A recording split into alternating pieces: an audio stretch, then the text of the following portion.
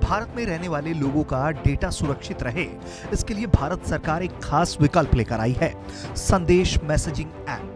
हाल ही में व्हाट्सएप ने data privacy नियमों में कुछ अहम बदलाव किए थे, जिसके जरिए वो यूजर्स के डेटा को फेसबुक के साथ शेयर करने की प्रक्रिया में था। लेकिन काफी विरोध के बाद कंपनी ने इस अपडेट को कुछ समय के लिए टाल दिया। भारत के लिए डेटा पॉलिसी किसी भी तरह से सही नहीं थी।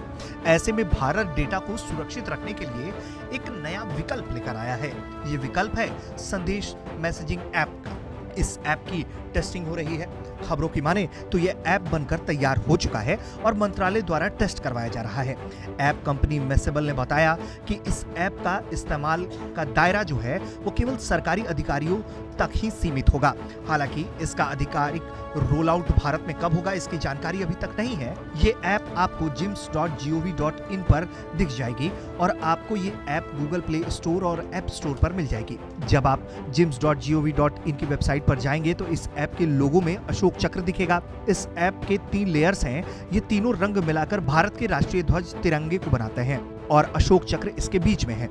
इस ऐप का लोगो व्हाट्सएप की तरह दिखता है, पर इसका रंग डार्क ग्रीन है, जबकि व्हाट्सएप का लोगो लाइट ग्रीन रंग का है। ये ऐप उन सभी फीचर्स के साथ आती है जो किसी भी मैसेजिंग ऐप में होती है। इसमें यूजर्स वॉइस डेटा जैसे फीचर्स का इस्तेमाल करने की छूट है।